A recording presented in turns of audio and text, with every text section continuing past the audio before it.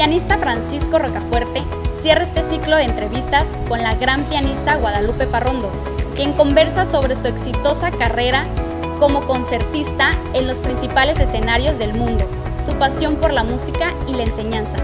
Guadalupe Parrondo, genio y figura. Bienvenidos a nuestra charla de clausura de esta primera serie, Charlas en Do sostenido. Una de las figuras más importantes en la música de concierto es sin duda alguna la maestra Guadalupe Parrondo, una extraordinaria concertista que ha enriquecido toda la escena musical de México y de muchos países.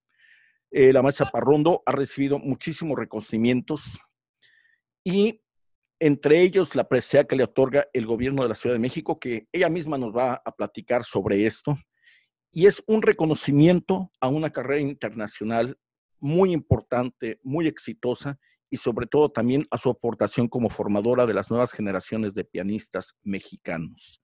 Maestra Parrondo, un honor y un gusto tenerla en esta última charla de En Do sostenido. Bueno, las siguientes serán en re mayor, supongo. Bueno, esperemos que sí. En do sostenido lo que no supe sería si era menor o mayor. Fíjese que vamos a contestar esa pregunta porque no la hemos dicho en las siete preguntas anteriores. Bueno, yo preferiría re bemol que do sostenido. La verdad, prefiero los bemoles. Do sostenido era porque es la tonalidad que está más alterada, que tiene las 7 alteraciones, como nuestra vida en este momento. No, pues sí. Pero hablando de do sostenidos, hay obras que a mí me entusiasman más en do sostenido menor que en do sostenido mayor, empezando por la sonata de Beethoven, la quinta de Mahler, con muchas cosas interesantes. Pero bueno, esa es la razón. Esa es la razón. La otra se llamará directamente Pláticas con Guadalupe Parrondo. No se Me parece muy bien. Maestra, genio y figura. Realmente las personas que hemos tenido la oportunidad de trabajar muy de cerca con usted, creemos que usted es realmente una persona, un genio de la música en el sentido de también de su esfuerzo, de su trabajo, de su disciplina, de la pasión que usted tiene y de la pasión que nos transmite a los que a lo largo de muchos años hemos pasado por su formación, por su cátedra de piano, maestra. Y figura porque siempre usted ha sido una figura importante, no nada más en el medio de los conciertos de piano con orquesta, sino ver a Guadalupe Parrondo en un recital de Mozart, en un recital Beethoven, en un recital Ravel, siempre es una figura que no sabemos cómo hace Guadalupe Parrondo para tener esa perfección en sus obras. Yo quisiera comenzar, maestra, con esta entrevista que nuestra idea es que llegue a muchos jóvenes pianistas, muchos jóvenes músicos, con una cita que le hacen al pianista Arthur Rubinstein, que yo sé que usted lo admira, y a donde le dicen, bueno, maestro, él dice, en esta época hay muchos pianistas que tocan impecablemente, técnicamente, pero yo les pregunto a esos jóvenes, ¿cuándo van a comenzar a hacer música? Y esta pregunta es una pregunta doble, maestra. Obviamente, su técnica impecable que tiene y que imprime en cada una de sus interpretaciones, no es nada más la técnica, es todo un conocimiento del sonido, del pedal, del estilo musical. Y esa es mi primera pregunta. Guadalupe Parrondo, el músico completo que toca el piano, interpreta el piano, pero que además en su clase de piano hace un balance perfecto entre la técnica y que sus alumnos también tengan esa parte importante que decía Rubinstein, que puedan hacer música, que puedan interpretar la música y que no se quede en la obra que parece un ejercicio o un estudio de escalas o de arpegios, maestra. Entonces quisiera preguntarle realmente o que nos compartiera este concepto que usted o este trabajo que ha hecho usted, maestra, de compaginar perfectamente la técnica con todo lo que es la interpretación y que es algo que, lleva a usted a su máxima expresión en cada una de sus presentaciones, de sus conciertos. Bueno, primero, pues agradecida por esta entrevista, verte, aunque sea de lejitos, a través de la pantalla, saludando a todo el público que sigue estas entrevistas. Yo empecé con la disciplina desde muy niña, ¿no? Entonces, es algo que es nato en mí. Para poder tener técnica tienes que tener disciplina, ¿no? Al igual que un atleta va al gimnasio 8 días o 9 días a la semana y no deja un solo día de ejercitar. Finalmente, pues lo de los dedos es gimnasia, ¿no? Si no se ejercita, no tiene velocidad, no tiene fuerza, no tiene elasticidad y se adquiere con esto una forma de que los dedos, cada uno independiente, tenga sus propios ojos. Entonces formamos esta técnica, aparte de los dedos, los antebrazos, los brazos, etcétera. Y es la herramienta que nos permite hacer música, ¿no? O sea, la música está en el cerebro. La música, el concepto de cada obra, cada estilo, porque no se puede tocar el mismo forte en Haydn que en Prokofiev, ¿no? Dice forte, pero no se ataca ni se toca de la misma manera. Y ahí está la búsqueda, la sensibilidad de encontrar un sonido que no sea agresivo, que sea dentro del estilo. Y también influye mucho la calidad del piano. ¿Qué pasa con el piano? Es un mundo, cada piano es un mundo y hay que saberlo manejar. Y para eso sirve la técnica. Porque a lo mejor lo que yo hago ¿qué digamos? Un piano Kawai, no es lo mismo que yo hago en un Steinway de Hamburgo, ni tampoco un Steinway de Nueva York. Son touchés diferentes y cada piano es un mundo. Pueden estar muy hermosos de sonido, pero no me sirve para tal o cual obra. Sin embargo, uno tiene que adaptarse al instrumento para poder hacer música. El instrumento tiene mucho que decir en esto y uno tiene que explorar hasta sacar la esencia de ese instrumento. Entonces, así es como yo manejo un poco toda la parte logística de la técnica para hacer la música que tengo en la cabeza. Maestra, usted nace prácticamente con la música. Su papá, técnico de pianos, que nos contaba que incluso armaba y afinaba los órganos, entorchaba las cuerdas graves de los pianos, etc. Sí. Y bueno, ese proceso usted lo encuentra natural en su familia, es algo que viene, ¿no? Cosa que creo que sus otros hermanos no se dedican a la música, obviamente, ¿no? Pero son tremendos críticos porque conocen muy bien. Ok, bueno. Entonces, ¿cuándo decide usted realmente ser pianista? ¿Cuándo? Yo no he decidido. Yo nací entre pianos y seguí ese camino y nunca me di cuenta de tomar una decisión. Nunca supe lo que era eso. Por eso a veces me pregunto e indago, ¿no? Simplemente fue un camino que se fue desarrollando, un camino que se fue extendiendo y que me fue, pues no sé, era mi camino. O sea, jamás tuve en la cabeza ninguna duda. Es como lo natural en mí. Posteriormente usted va a Francia por un año, se queda más tiempo. ¿Y qué buscaba la maestra Parrondo en Francia? ¿Por qué no escogió Viena, Alemania? ¿Por qué exclusivamente o directamente fue usted a Francia? ¿Qué le atraía de la escuela francesa? Pues no fue una decisión de escoger Francia, sino que surgió esa oportunidad de llegar a París y fui a París. Si hubiera surgido ir a Moscú, pues hubiera ido a Moscú. No fue algo, a ver, voy a escoger a qué lugar voy, sino a mí la vida me ha llevado así. Me ha encaminado naturalmente, sin buscar y sigo sin buscar cosas.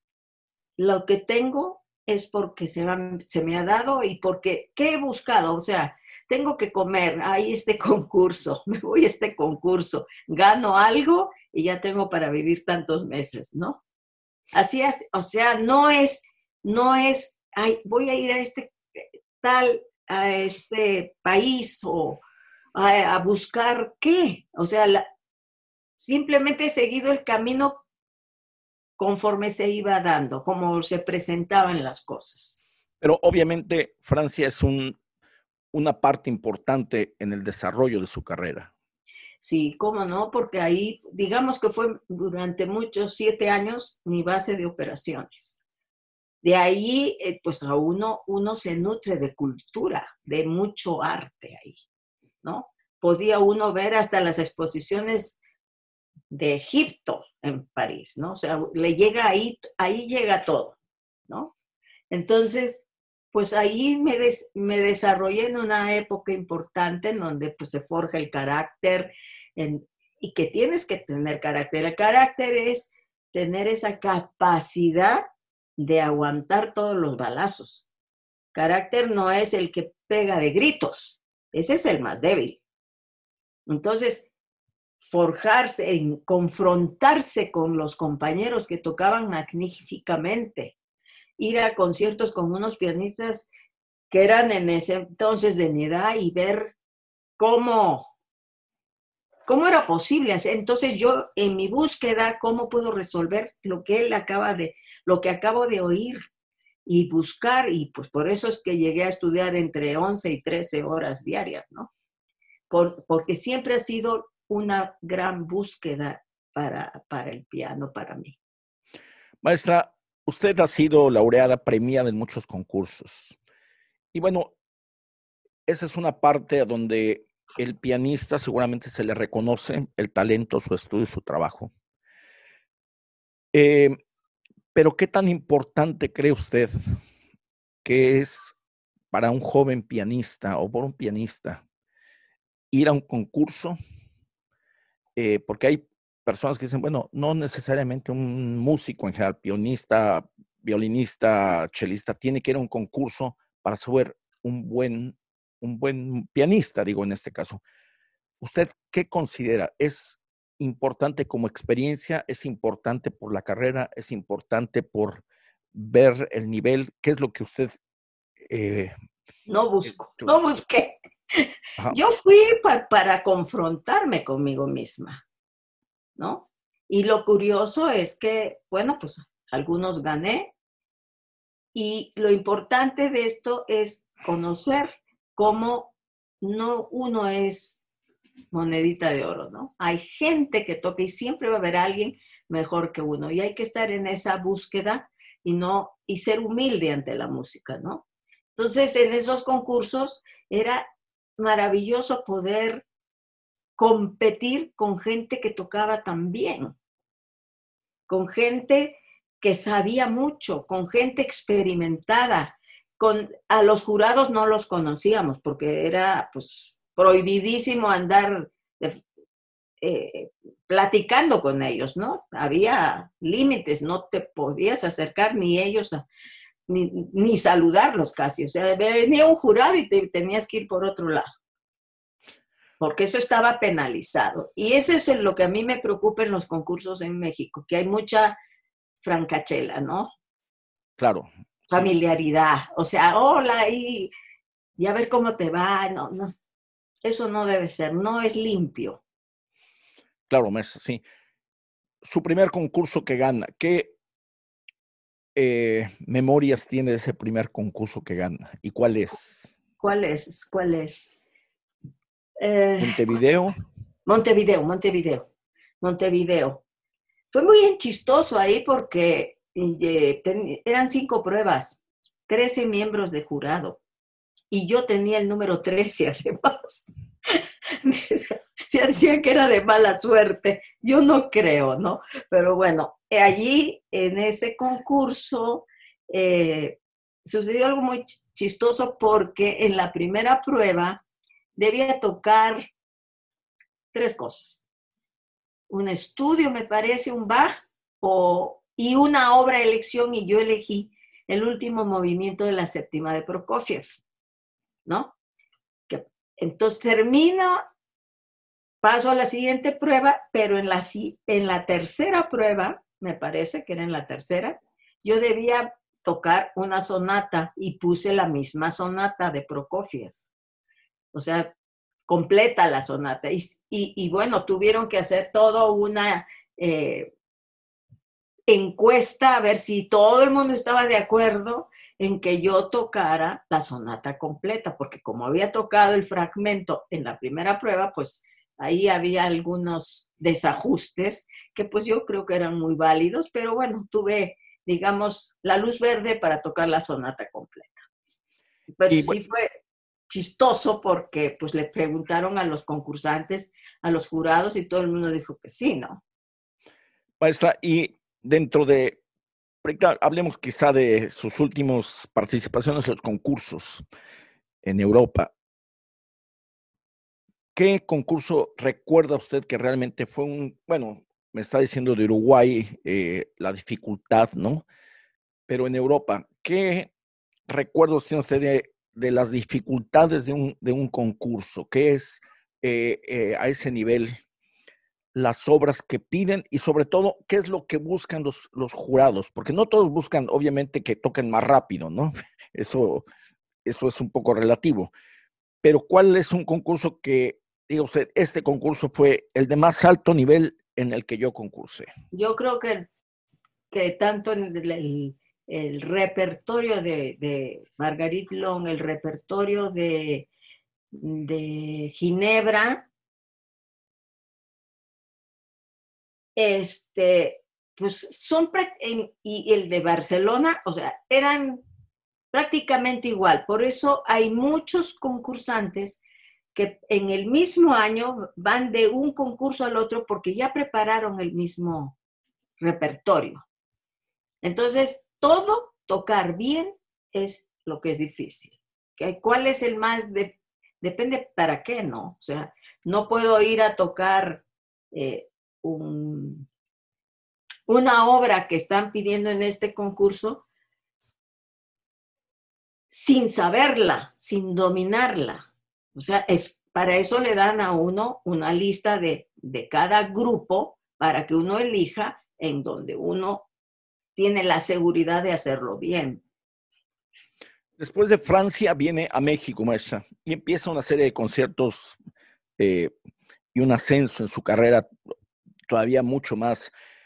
Y yo creo que una de las cosas más importantes que todo el mundo recordamos seguramente es la versión del concierto de Manuel M. Ponce, ¿no?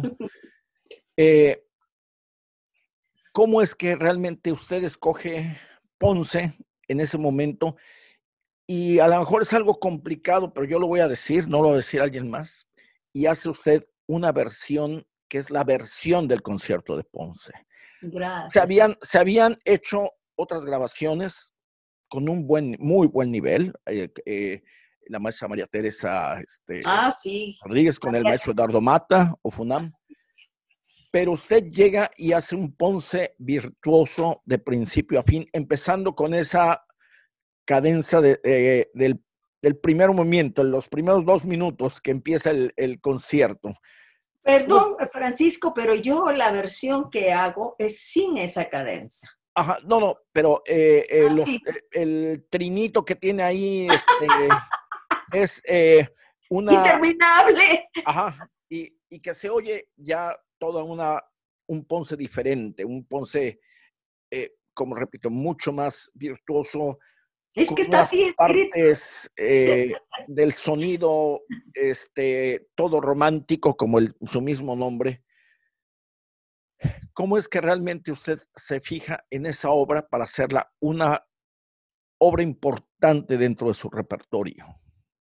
Bueno, mira, primero te voy a contar que el primer concierto que yo hice con la Orquesta Sinfónica Nacional, la primera vez que yo toqué con la Orquesta Sinfónica Nacional, era un miércoles en la noche y recibo una llamada del gerente de la orquesta porque debía tocar a Horacio Gutiérrez.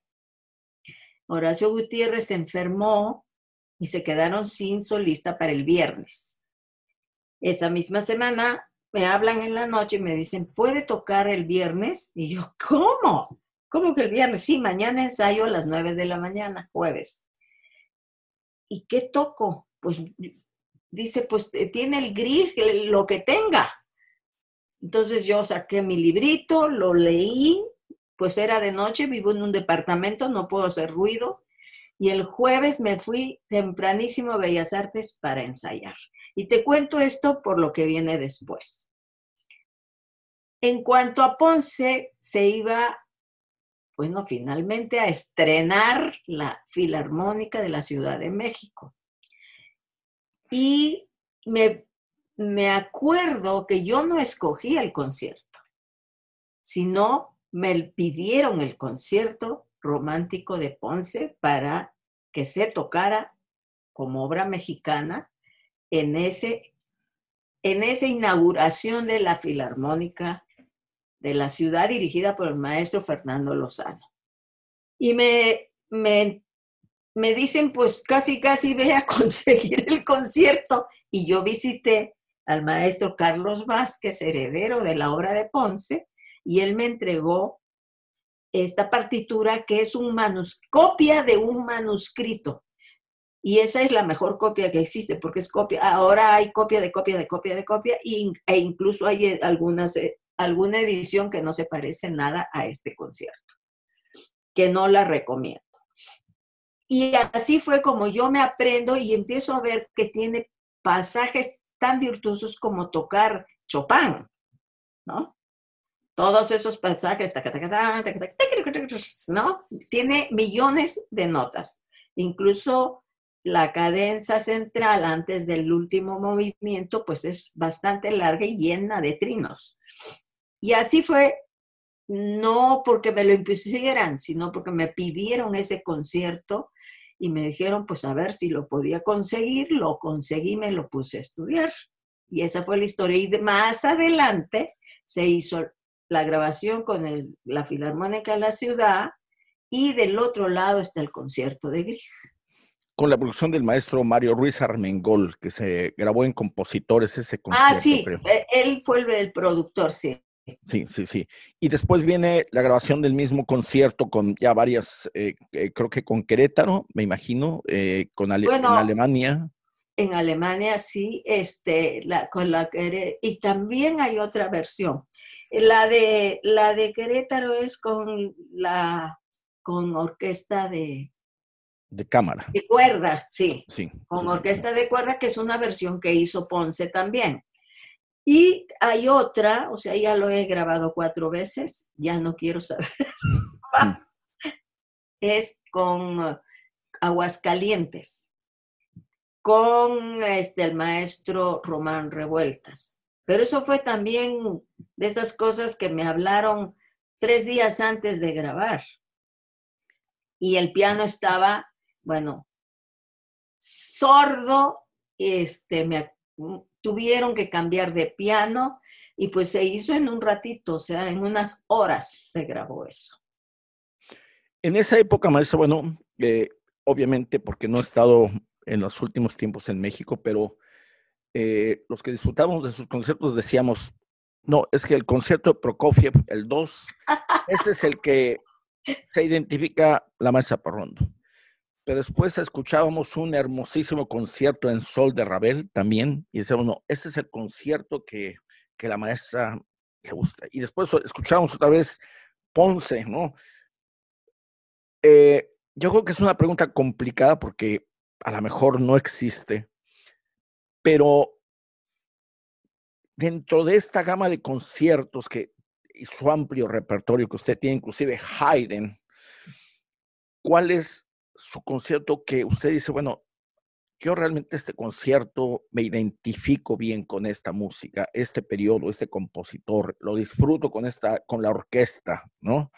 A lo mejor no hay una preferencia, pero si tuviera que escoger un concierto que ha disfrutado a lo mejor no más, sino diferente, ¿cuál sería, maestra? Todos en el momento que me toca tocar, pues me involucro al 100%, ¿no? Como si fuera la primera vez que lo toco. O sea, normalmente es lo que hago cuando toco de nuevo, de tiempo después, alguna obra, es como si fuera la primera vez. Lo disfruto como la primera vez. En este momento yo diría de los de Brahms, pues los dos de Brahms que he tocado, ¿no? No sé, no puedo decir, disfruto, no, se vive el momento de eso, ¿no? Yo me acuerdo, bueno, por ahí de los 80s, que realmente el segundo concierto de Prokofiev llegó un momento en que usted realmente lo tocó, creo que en varios lados, y que veíamos que era un concierto que le entusiasmaba mucho, ¿no? Por su dificultad técnica. Fue todo un reto aprender eso. Fue todo un reto técnico y de memoria, y como siempre digo, cuando se trata de ese concierto hay que tener 3 hemisferios. Es verdaderamente complicadísimo, pero bueno, afortunadamente ahora ya lo tocan muchísimo más que hace 20 años, ¿no? Maestra, hace unos días precisamente veía una entrevista de usted y mi pregunta viene porque muchos jóvenes pianistas, en este caso, dicen que Haydn y Mozart son músicos que son muy fáciles de tocar, ¿no? Y que incluso tocar Mozart y Haydn en un examen final no es de un nivel para un examen final. Sin embargo, en la entrevista usted decía sobre el tercer movimiento del Haydn, de re mayor, que usted lo toca siendo muy niña. Dice, es un concierto complicadísimo porque exige mucho trabajo de los dedos.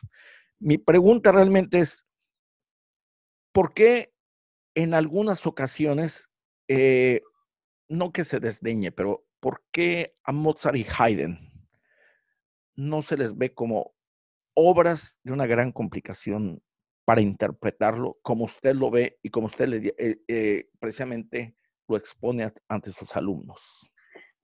Francisco, para tocar Mozart, Haydn, incluso ahorita que estoy yo estudiando las sonatas de piano y violín de Beethoven, es una cantidad de dedos interminable. Si a algo le tengo yo pánico tocar, así, pánico, es Mozart y Bach. O sea, es demasiado difícil, por lo menos para mí. Las personas a veces necesitan oír bombo y platillo, fuerte y feo, y ya parece que están haciendo algo bien en la vida. Tocar Mozart o tocar Haydn o este tipo de música es como desnudarse. Bueno, No ya cualquiera. más se puede decir. En su cátedra maestra de piano, desde hace mucho tiempo, muchas décadas, pues es una cátedra que se sabe que es una exigencia de un nivel muy alto, pero porque usted sabe o usted quiere compartir todo lo que se necesita para ser un pianista, ¿no? Y usted tiene una parte muy importante de lo que es la técnica del piano por separado y la interpretación por otro lado. Y también hay una enorme a veces confusión entre los jóvenes pianistas, a donde muchos maestros dicen, no, la técnica se aprende dentro de las obras y no hay que hacer escalas, ni arpegios, ni Brahms, ni Cortot, ni nada de eso. Yo hago mucha técnica dentro de las obras. Ajá. Pero tengo que saber qué hacer. Si no he aprendido lo que es la articulación, si no he aprendido, de hecho yo sigo haciendo por lo menos media hora de técnica cada día. Entonces, puedo hacer técnica dentro de las obras, pero si yo no tengo elasticidad entre los dedos, ¿cómo hago técnica en las obras? Y de todas maneras, yo he visto que actualmente ya no abren la mano, sino brincan. Y yo creo que probablemente, no sé, estoy elucubrando, es porque la gente mucha toca en teclados o en pianos eléctricos. Eso no, para ser pianista eso no sirve, porque si van a hacer una carrera pianística en un piano de verdad, la articulación, la profundidad del touché, N cosas, no se puede aprender en algo que le soplas y suena. No hay control. Incluso los pianos deben tener el doble escape, o sea, la gradita esa, no tan abajo, sino más arriba. Bueno, mi piano tiene la gradita hasta allá arriba, o sea, cualquier piano me hace los mandados porque puedo tocar. No, nunca voy a decir que el piano está duro, voy a decir que el sonido es seco o que el sonido es aterciopelado, eso es otra cosa, pero la acción solo se puede lograr teniendo fuerza en los dedos, independencia en los dedos, no que hacen esto, ¿no? O hacen esto para brincar de un lado, y se pasan aquí. No hay legatos, no hay unión, pero eso es porque aquí no hay elasticidad. Entonces, si no conoces cómo hacerlo, lo básico, no puedes saber qué hacer dentro de las obras técnicamente. Yo recuerdo algún comentario que usted me hizo al llegar a su clase y me decía, tus deditos están muy frágiles, hay que hacer Brahms, ¿no? Y me puso a hacer Brahms para tener sonido. Y realmente fue la receta que me hizo tener, digo, en lo que cabe, los 5 dedos con cierta igualdad de sonido y todo eso. Para muchos también, esta es una pregunta que quiero formularle, para muchos jóvenes que a lo mejor quisieran llegar a su cátedra, que quisiera que la conocieran más, pero quisiera que nos platicara cuál es un típico día de clase en la Cátedra de Guadalupe Parrondo, desde el horario, la exigencia y todo lo que implica un día de trabajo y sobre todo lo que va a venir para la próxima clase. Yo le voy a adelantar un poco que a mí me espantaba un poco porque no estaba acostumbrado a esa disciplina. Habíamos 2 alumnos en aquel entonces, bueno, hubo más, pero cuando llegué nada más quedó Armando Moreno y yo, y Patricia García Torres se fue a Guadalajara, etc. Y yo le comento, la maestra Parrondo nos dejaba un estudio de Chopin, tú en un piano, tú en otro piano, tú la mano derecha y tú la mano de memoria para dentro de 8 días. Pero quisiera que nos platicara, obviamente, ahora, muchos años después, veo que eso era realmente la disciplina que se necesita para ser competitivo, y competitivo quiere decir conseguir trabajo, ¿no? Que ese es trabajo para vivir. Pero ¿cuál es, que nos platicara, cómo es un día de clases con Guadalupe Parrondo? Un lunes a las 7 de la mañana en la sala Hermilo Novelo de Lauryn Yolisli. Bueno, hasta el primer lunes de marzo de este año. Bueno, sí. Fue, porque ahorita pues he tenido que cambiar ciertas cosas para hacer las clases en línea, pero resulta que pues las clases en línea poco funcionan. Entonces, bueno, yo me tengo que parar a las 5 para llegar a las 7, ¿no? Entonces allí están los chavos, hacemos calentamiento, a veces tenemos que hacer un poco de soltura, de estiramientos, porque están muy tensos. Y ahora hemos pactado, digamos, hacer la técnica y empezar con las piezas que necesitan más tiempo, ¿no? Porque pues empiezo a las 7 y acabo a la 1. Entonces, evidentemente a todos nos da hambre. Entonces, en nuestro break, desayunamos, comemos una torta, un café caliente y para poder seguir. Entonces nos echamos como de 7 a 10, más o menos, el primer trabajo, que es técnico, si hay estudios, o las dudas que tienen de los movimientos difíciles. Y en la segunda parte, bueno, a ver, ¿qué vas a tocar tú? Y lo que me gusta hacer es que cada uno de los chicos, que escucha a su compañero, exponga sus puntos de vista. A ver, ¿qué oyó cada quien? Porque muchas veces la gente no está tan todavía educada para percibir sutilezas del lenguaje pianístico. Entonces, cada uno le dice a su compañero, mira, yo oí esto, me parece que te faltó esto, el otro le dice, oye, qué bien trabajaste, pero no oyó otras cosas, y ya que ellos terminan de hablar, entonces yo ya les digo lo que pienso y hago la corrección o les doy las soluciones para que estudien y en la siguiente clase venga eso ya pulidito. Pero ya tuvieron la crítica y hay que acostumbrarse a la crítica de sus compañeros y a la propia autocrítica. Y a veces empiezo con la autocrítica y lo que dicen sus compañeros y ya luego yo, porque creo que es importante que ellos aprendan a oír y valorar lo que hicieron bien y ser la conciencia de decirle, oye, creo que aquí te faltó esto. Y a lo mejor esté equivocado, ¿no? A lo mejor esté equivocado. Pero es importante que se escuchen entre ellos. Alguna vez no he podido dar clase porque he tenido un viaje o por lo que sea. Y entonces a alguno le digo, bueno, toquen su programa y ellos se hacen sus propias críticas. Maestra, una de las cosas muy importantes en su clase es el estilo musical y el sonido, que es algo que a veces se diferencia de los alumnos de Parrondo, quizá de otros maestros, con todo el respeto que se merecen.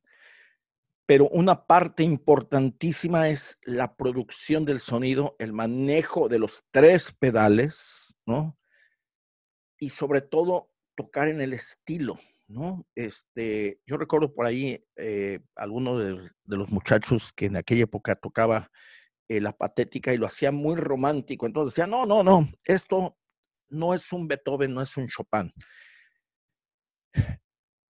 Obviamente la parte de que el joven, o bueno, hablamos de jóvenes pianistas o inclusive pianistas formados, pero usted hace un gran énfasis en el estilo musical de la obra, en el sonido y en los pedales. Obviamente, bueno, se sabe por qué, pero quisiera que nos dijera el por qué es tan importante, porque a veces, usted sabe, los jóvenes, que yo creo que tan siquiera yo pasé por esa etapa, es como una carrera de caballos. Toca el primer estudio de Chopin embarrado a la velocidad que quieras, pero rapidísimo. Pero usted llega la parte de lo que nos decía, quiero que el piano suene a todo menos a piano, ¿no? Y yo quisiera que les dijera realmente a todos los que nos están siguiendo con esta entrevista, ¿por qué es tan importante que el pianista no nada más toque las notas, sino que se vaya más allá de lo que usted está diciendo? El piano es un instrumento difícil. No podemos cantar como una flauta, un violín. No somos cantantes, pero tenemos que cantar. Si tenemos nuestro texto musical en la cabeza, si podemos sentir que estamos cantando, yo he tenido que recurrir a diferentes elementos para que conozcan su texto musical, ¿no? El discurso musical. Y ese discurso muchas veces les he pedido, pónganle letra a la melodía, ¿no? Para que haya una sintaxis, haya comas, haya todo, respiraciones. Y esto de que el piano tiene recursos sonoros miles. Hay que saberlo sacar. Porque yo, como persona física, le hago así, yo no tengo el sonido. Tengo que extraer el sonido del piano y dependiendo cómo lo haga, voy a tener ese sonido, ¿no?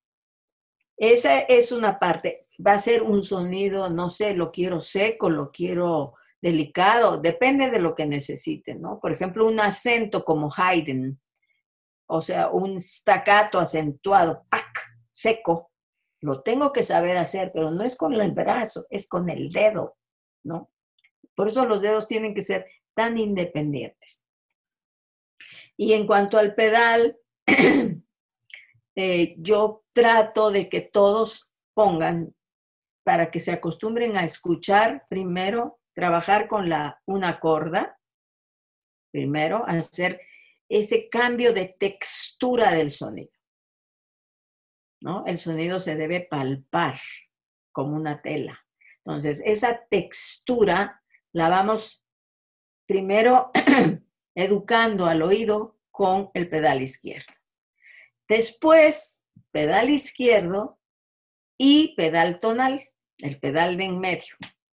Y al último trabajamos el pedal derecho, porque a veces los chicos ponen el pedal derecho como si fuera un carro de carreras y ya no lo levantan más. Entonces, he recurrido muchas veces a ver sin zapatos con el dedo gordo. Entonces, lo tienen que levantar porque se van a cansar de tenerlo ahí, ¿no? Y hacer ejercicios de pedal. Entonces, primero hay que conocer el instrumento que tiene, sacarle, extraer los sonidos y las maravillas de sonoridades que nos da el instrumento y jugar con eso, dependiendo si es Ravel o Debussy. Ojo, no se trata de que pongo el pedal porque es impresionista, es una embarradera eso, ¿no? Entonces, si es Bach, pues sin pedal. A lo mejor por ahí necesitamos guardar alguna voz y no nos dan los dedos, bueno, pues ahí metemos un tonal, a ver cómo le hacemos.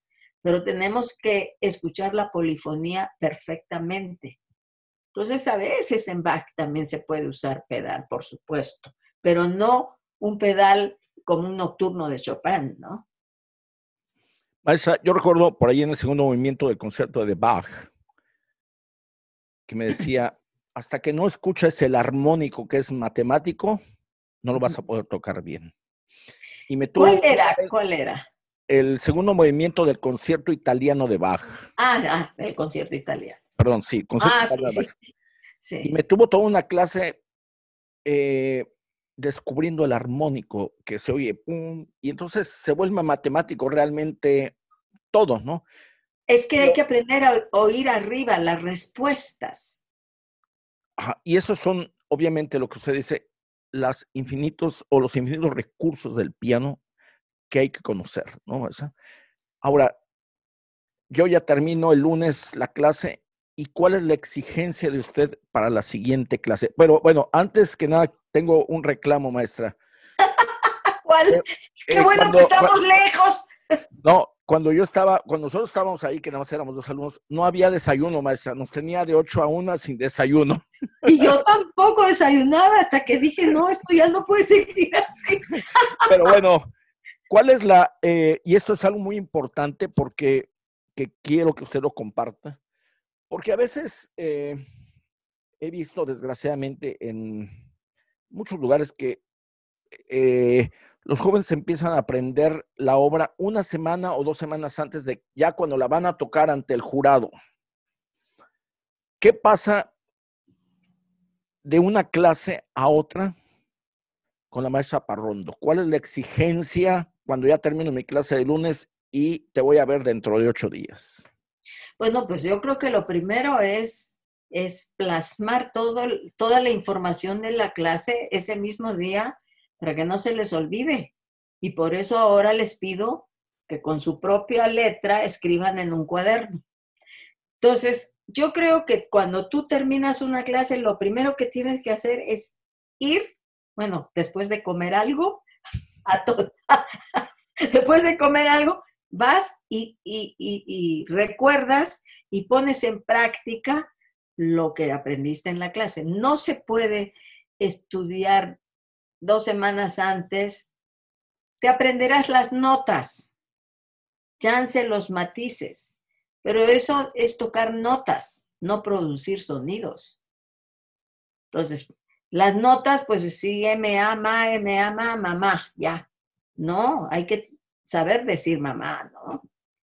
Entonces, eso es lo que a mí me preocupa, que todo es tan rápido ahora que no le dan tiempo a las obras de asimilarlas orgánicamente, emocionalmente, artísticamente y sobre todo no darle un tiempo de maduración, como los buenos vinos. Se aprende una obra, o sea, yo puedo tocar obras que toqué hace 20 años y las veo diferentes, o hace 10, o hace 5. Es más, ahora que estoy haciendo estos conciertos de las sonatas de piano y violín de Beethoven, pues ya los toca diferentes que las toqué hace 3 años, porque hay una evolución en sonido, en calidad, bueno, tal vez sea otra calidad, en efectos sonoros, miles de cosas. O sea, nunca se debe poder tocar la misma pieza igual. Es como si yo quiero ligar el do con el do. Do. Es imposible ligar 2 notas iguales. No se debe tocar porque no somos robots. Habrá cosas que son hechas, pero hay fraseos que son del momento, ¿no? ¿Qué tan importante es realmente que un pianista tenga una muy buena memoria? Por ahí se dice que Franz Liszt fue el que puso de moda que los pianistas tocáramos de memoria. Uh-huh. Pero, ¿qué tan importante realmente? Porque a veces se defienden algunos pianistas diciendo, bueno, no, es que el violinista no toca de memoria, el chelista toca música de cámara leyendo. ¿Por qué los pianistas tenemos que memorizar las obras? Y muchos salen, bueno, es que la historia dice que Franz Liszt fue el primero que memorizaba las obras, pero ¿cuál realmente es la parte importante de memorizar una obra? Pues yo creo que actualmente ya hay muchos pianistas que no tocan. Es más, Sviatoslav Richter los últimos años tocó todos sus recitales con partitura. Pero ¿qué importa la partitura si él está dando, si no lo estuviéramos viendo no sabríamos que está sin partitura? Lo que nos importa es la esencia de la música, no si toca de memoria o no. Digo, si tiene 20 años y toca con la música, pues a lo mejor ahí sí es un reto, ¿no? Tiene que aprenderse la pieza. Es parte de su formación. Pero yo creo que no, que sí es válido que la gente toque con partitura. Si los que tenemos buena memoria o hemos tenido buena memoria y tenemos un repertorio, como dice un amigo mío pianista argentino, Luis Ascos, dice, yo ya vivo de mis rentas. Ya tengo todo este repertorio y es verdad, haces mucho repertorio y dices, ¿y ahora qué? Voy a sacar este que me gusta, ¿no? Y ahora tengo ganas de esta otra pieza, pero esas ya las tienes aquí. Entonces, yo sigo siempre haciendo cosas nuevas, como terminé de grabar todas las sonatas de Federico Ibarra, que ya estamos en lo de las portadas y las cositas esas para que salga este disco.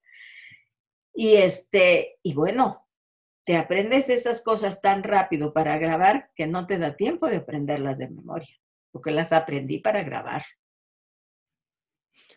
Claro, maestra. Ahora, hablando ya un poquito diferente de la carrera de usted, usted ha sido una parte fundamental para muchos compositores mexicanos que han encontrado una gran intérprete, pues diría la mejor versión de sus obras, ¿no? Porque a veces, como decía Stravinsky, no el compositor es la mejor versión de su obra.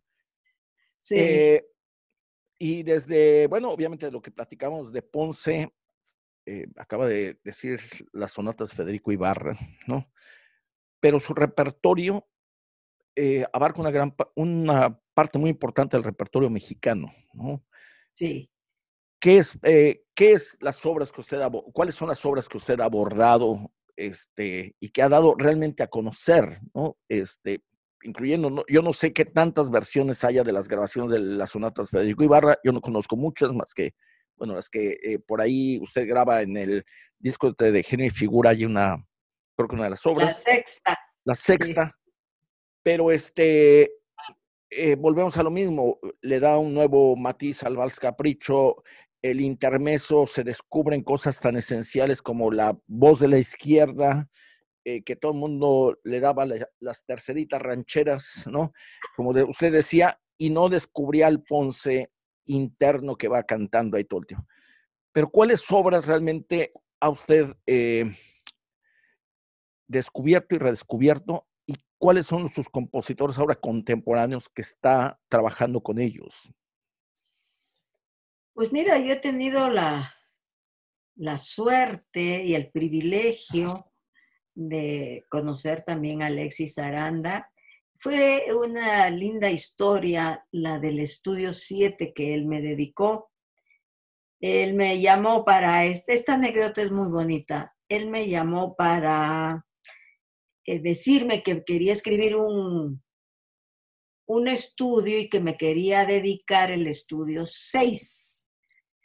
Y yo le contesté que me sentía muy honrada, pero que tenía un pequeño problema, que el 6 no era mi número favorito. Mi favorito es el 7. Y entonces hizo el Estudio 7 para mí. Y luego me quería mandar, pues como iba avanzando la composición, y le pedí que cuando lo tuviera listo, se tardara lo que se tardara, me la enviara. Y me envió las 7 y fue cuando decidí grabar, porque el estudio es buenísimo, muy difícil, pero es buenísimo, una gran obra para el disco de Ancores. El maestro Ibarra, para definir todo esto de la grabación, de tener las 7 sonatas, incluyendo la 0, ese día me llevó una partiturita, ¿no? Me dijo, mira, te traje esto. Entonces yo empecé a mirar las notas y hasta el final veo que me la había dedicado también. Entonces esta obra se va a ser el título del disco. Y así, pues aquí más, bueno, he tocado obras de Enríquez, el vals sobre las olas, que también es Capricho de Rolón, que es una obra verdaderamente dificilísima, y donde hay una nota tenida le inventé un trino, porque pues el piano no canta solo, entonces le hice un trinito, y siempre he estado en la búsqueda de hacer una interpretación no personal, pero buscando en lo que está entre líneas, como se dice, ¿no? Entender las composiciones, porque la obra de las pianísticas de los compositores mexicanos son muy importantes y hay que darle ese nivel de importancia. Hay que darle ese nivel de importancia. Así que yo conmino a los chicos jóvenes, aspirantes a pianistas, a aspirantes a violinistas, cantantes, que se enfoquen un poco más en el repertorio de los compositores mexicanos. Maestra, un comentario general es su amplio repertorio que tiene desde Bach, obviamente compositores del siglo XX, XXI, pero en alguna ocasión nos dijo, la música aleatoria no me conecta. Ahora sí, porque es la realidad, ahora todo es aleatorio. Por eso, entonces, pero en algún momento entonces también, digamos que la pianista Guadalupe Parrondo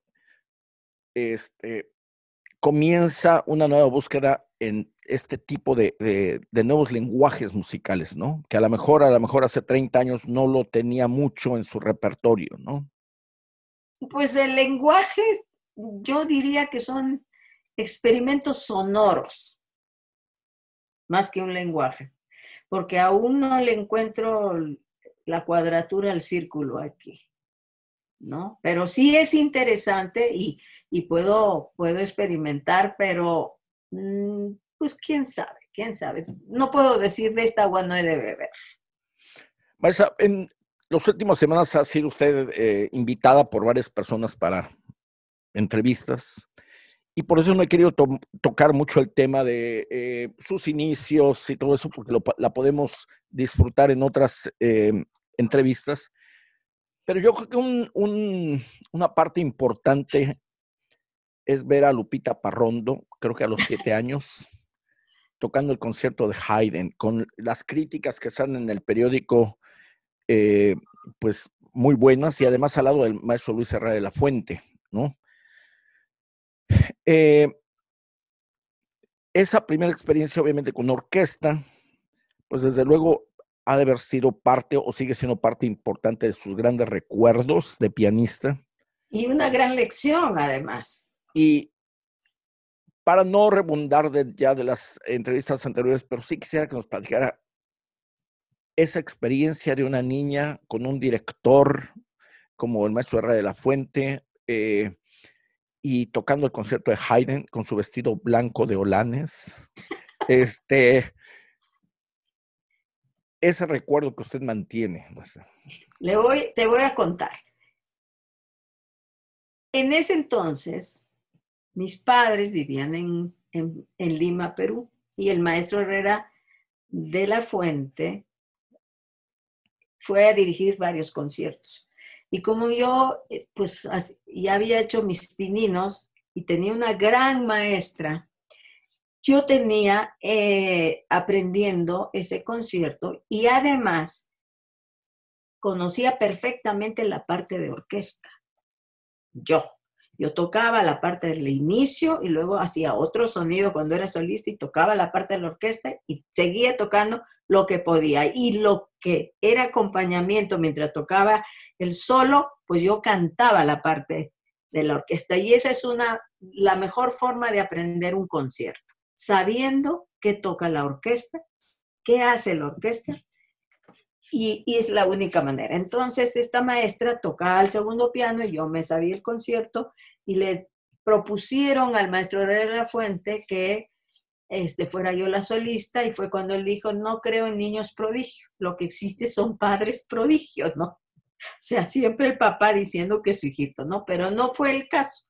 Ya me escuchó e hicimos este concierto que estuvo el teatro abarrotado y resulta que mis hermanos, pues más chiquitos que yo, fueron al concierto. Era tanta la gente que casi los matan, los tuvieron que arrinconar detrás de un sillón. Ahí los 3 chiquitos y la gente que llegaba a saludar al camerino, ¿no? Sí, ese recuerdo sí lo tengo grabadísimo. ¿Cómo salió el concierto? ¿Quién sabe? Pero me acuerdo del tumulto y a mis hermanos detrás de un sillón arrinconados para que no los aplastaran. A mí por poco me aplastan, pero bueno. Aunque ya nos salimos un poco del tema, ya lo dejamos, pero yo creo que usted acaba de decir, yo tenía una gran maestra en Lima, y yo creo que los niños que comienzan sus estudios de piano, a veces siempre se piensa, bueno, en una institución se dice, pues este jovencito que está en segundo año, tercero en el piano, ya puede dar clases a los niños, ¿no? Y en algún momento, un amigo soviético me decía, bueno, es que en muchos países el que comiences con un buen maestro desde los inicios es el secreto para que seas un buen pianista o violinista, lo que sea. Un músico, sí. En sus audiciones que usted tiene en la Olin Yodistli, que son, de un grado de dificultad bastante alto, cuando quieren aspirar a ser sus alumnos, obviamente usted ha de escuchar a algunos que tienen mucho talento, pero que tienen el problema de que tienen ciertos vicios que vienen desde el inicio, ¿no?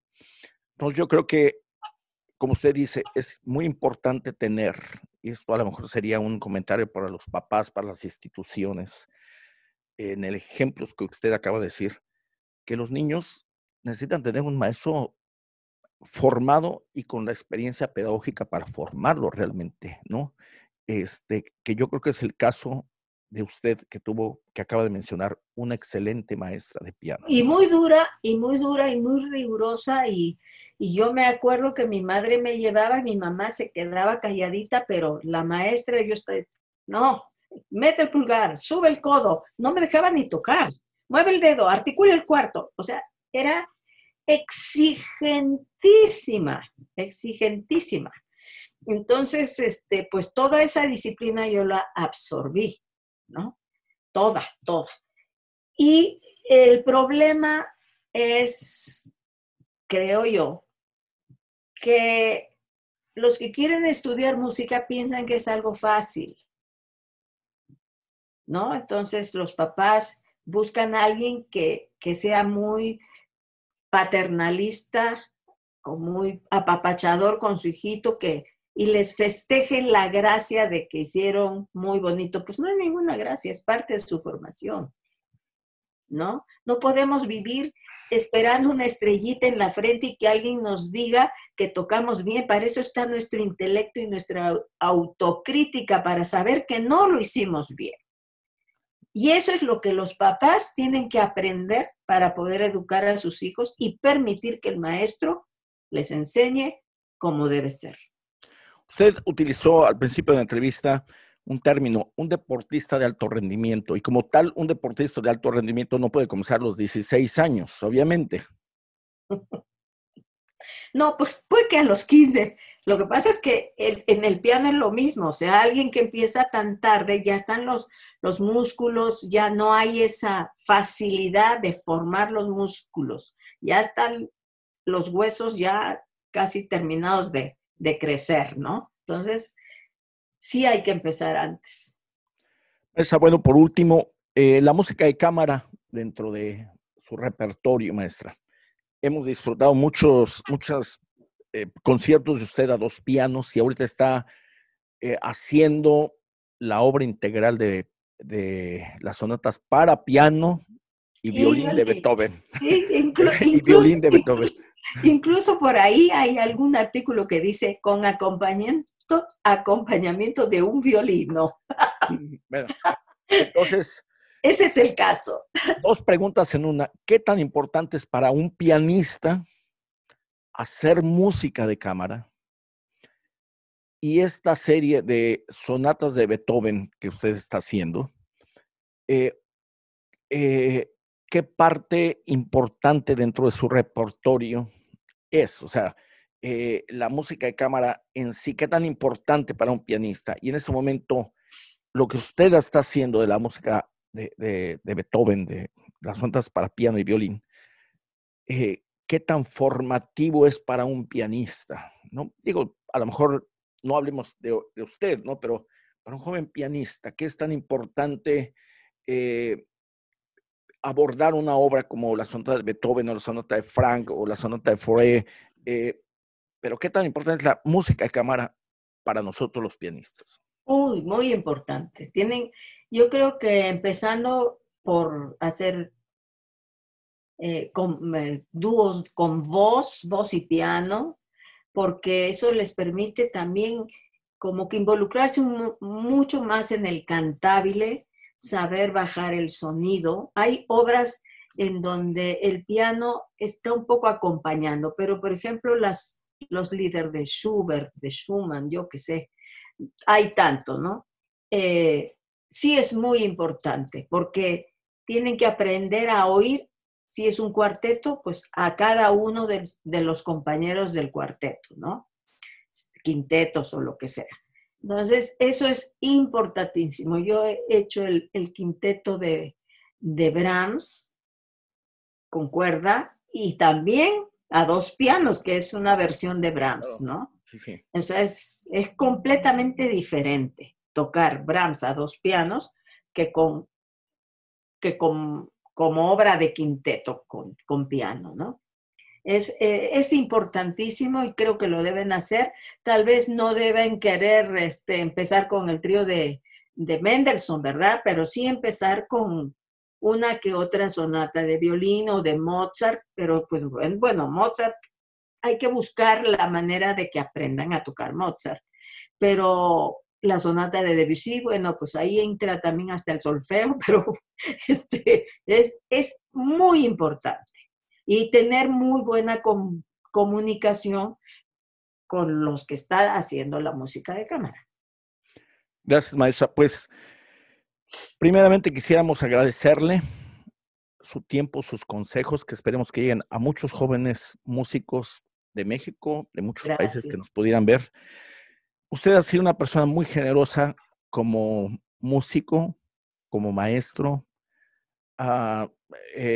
como persona, porque no nada más sus clases, me consta, terminan a la 1 de la tarde, sino que está siempre preocupada por algo más de sus alumnos, siempre. Y eso es algo que usted ha tocado muchas vidas alrededor de muchos años, maestra. Creo que usted sabe que todos los que hemos pasado por su cátedra tenemos un cariño muy especial, no nada más por la pianista que nos forma, sino por la persona de Guadalupe Parrondo, ¿no? Gracias. Y ha tocado muchísimas vidas en México. Muchos, yo quisiera augurar que muchos de sus alumnos, gracias a sus enseñanzas, libres en todo momento de egoísmo, porque la exigencia que da en sus clases es para buscar la excelencia de esa persona que usted está formando. Y gracias a eso, muchos han tenido la fortuna de tener un éxito como maestros en muchos conservatorios de México y también fuera de México. ¿Cómo no? Fuera de México están varios. Entonces, realmente agradecerle por la cultura de México, por los jóvenes pianistas, pues sería imposible. Pero la última pregunta es, usted recibe un premio merecidísimo, maestro, de parte de la Ciudad de México, del Gobierno de la Ciudad de México, de la Secretaría de la Ciudad de México, Secretaría de Cultura de la Ciudad de México. Y es el premio de el reconocimiento. Es Patrimonio Cultural Vivo. Patrimonio, ya se me olvidó. Bueno, Patrimonio Cultural Vivo, ¿no? Sí, sí.